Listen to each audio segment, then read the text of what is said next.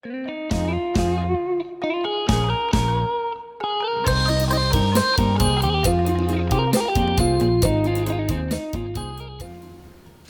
គោរពគណៈអធិបតីជាទីគោរពអង្គពិធីទាំងមូលជាទីមេត្រីឆ្លៀតក្នុងឱកាសនេះខ្ញុំពិតជាមានសេចក្តីសោមនស្សរីករាយជាខ្លាំងដែលបានការអនុញ្ញាតដ៏ខ្ពង់ខ្ពស់ពីឯកឧត្តមប្រធានកោជបនិងឯកឧត្តមអគ្គលេខាធិការកោជបបានចាត់តាំងរូបខ្ញុំបាទមកចូលរួមសំណេះសំណាលនិងបិទវគ្គបណ្ដុះបណ្ដាលគ្រូបង្ហាត់និងមន្ត្រីកោជបស្ដីពីការពិនិត្យបញ្ជីឈ្មោះនិងការចុះឈ្មោះបោះឆ្នោតឆ្នាំ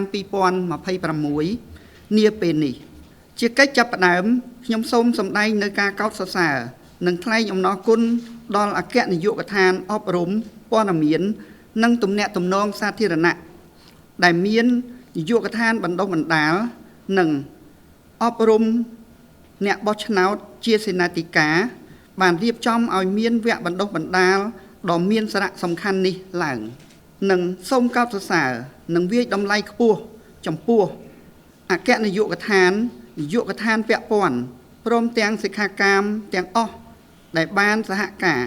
និងចូលរួមយ៉ាងសកម្មដែលធ្វើឲ្យវគ្គបណ្ដុះបណ្ដាលរយៈពេល5ថ្ងៃនេះប្រព្រឹត្តទៅដោយរលូនស្របតាមផែនការ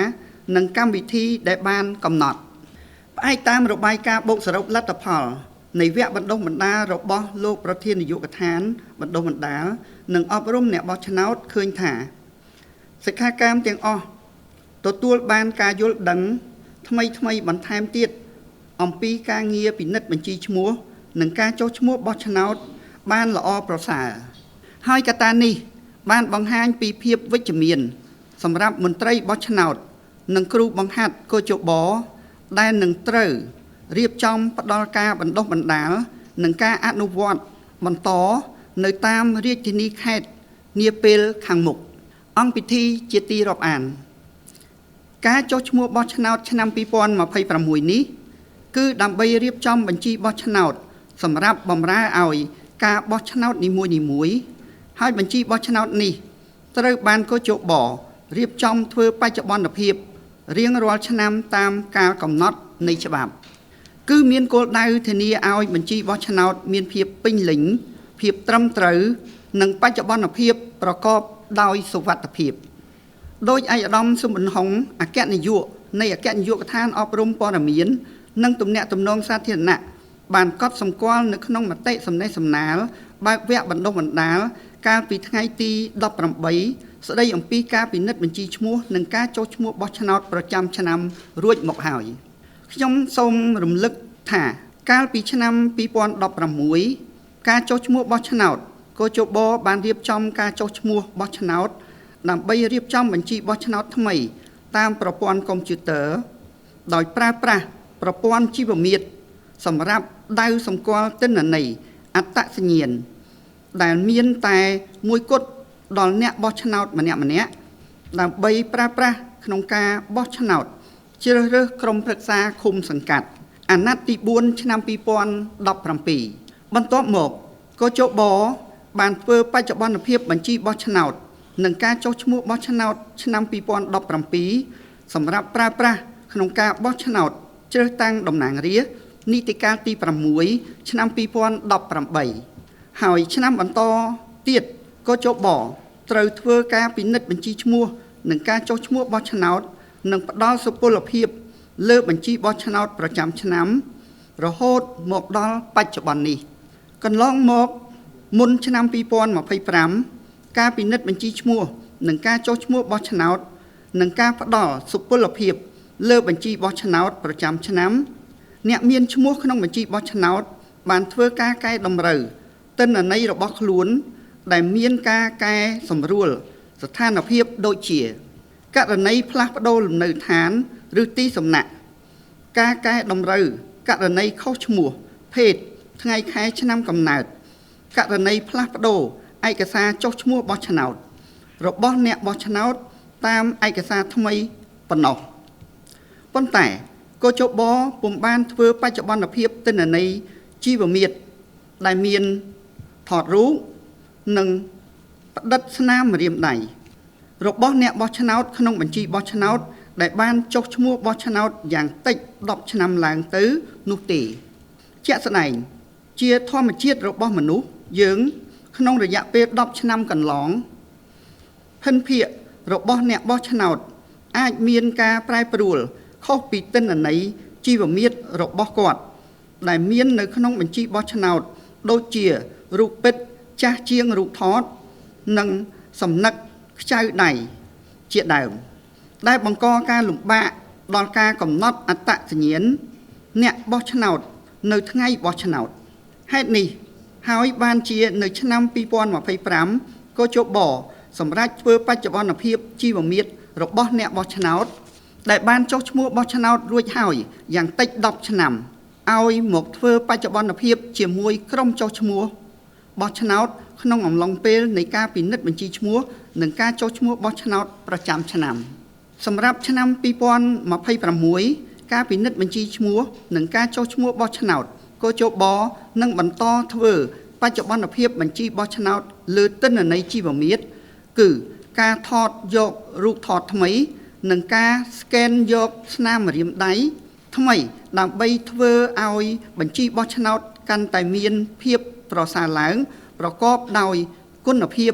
និងធានាដល់សិទ្ធិបោះឆ្នោតរបស់ប្រជាពលរដ្ឋគ្រប់រូបដំណើរការនៃការពិនិត្យបញ្ជីឈ្មោះនិងការចុះឈ្មោះបោះឆ្នោតឆ្នាំ2026នេះគឺសំដៅដល់ទី1ការស្រង់និងការលុបឈ្មោះអ្នកបោះឆ្នោតគឺអ្នកទទួលមរណភាពអ្នកត្រូវបានដកហូតសិទ្ធិបោះឆ្នោតបណ្ដោះអាសន្នអ្នកដែលបានផ្លាស់លំនៅឋានឬទីសំណាក់ចេញទៅឃុំសង្កាត់ផ្សេង2ការចុះឈ្មោះបោះឆ្នោតចុះឈ្មោះប្រជាពលរដ្ឋដែលមានអាយុ18ឆ្នាំឡើងគិតដល់ថ្ងៃបោះឆ្នោតគឺកើតមុនឬត្រឹមថ្ងៃទី7ខែមិថុនាឆ្នាំ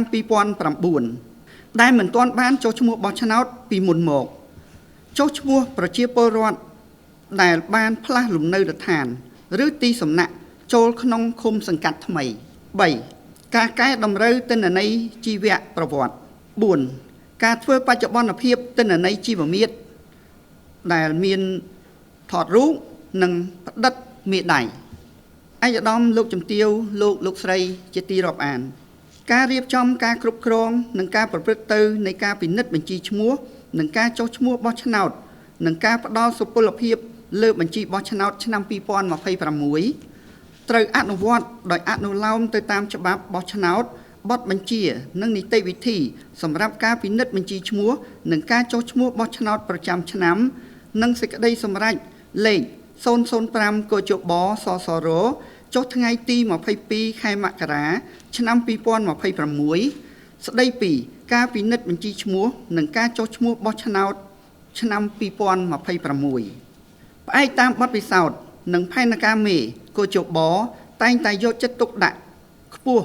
លើការងារបណ្ដុះបណ្ដាលមន្ត្រីកជបដែលជាប្រតិបត្តិការអនុវត្តផ្ទាល់និងផ្ដល់ការបណ្ដុះបណ្ដាលជាបន្តបន្ទាប់សម្រាប់ការពិនិត្យបញ្ជីឈ្មោះនិងការចុះឈ្មោះបោះឆ្នោតឆ្នាំ2026នេះខ្ញុំជឿជាក់ថាសិក្ខាកាមទាំងអស់ប្រកាសជាបានយល់ច្បាស់ហើយនៅបទបញ្ញត្តិនីតិវិធីដែលនឹងត្រូវអនុវត្តតាមដំណាក់កាលក្នុងដំណើរការពិនិត្យបញ្ជីឈ្មោះនិងការចុះឈ្មោះបោះឆ្នោតក្នុងឆ្នាំ2026នេះបន្ទាប់ពីវគ្គបណ្ដុះបណ្ដាលនេះទៅសូមគ្រូបង្ហាត់កជបទាំងអស់ត្រៀមរៀបចំសម្ភារៈឧបទេសនិងត្រៀមលក្ខណៈដើម្បីធ្វើការបណ្ដុះបណ្ដាលបន្តនៅតាមលេខាធិការដ្ឋានរាជធានីខេត្តរៀបចំការបោះឆ្នោតជូនដល់តំណាងភាគីពាក់ព័ន្ធទាំងអស់ស្របតាមផែនការមេប្រតិទិននិងកម្មវិធីដែលបានកំណត់ទន្ទឹមនឹងនេះអង្គភាពជំនាញត្រូវយកចិត្តទុកដាក់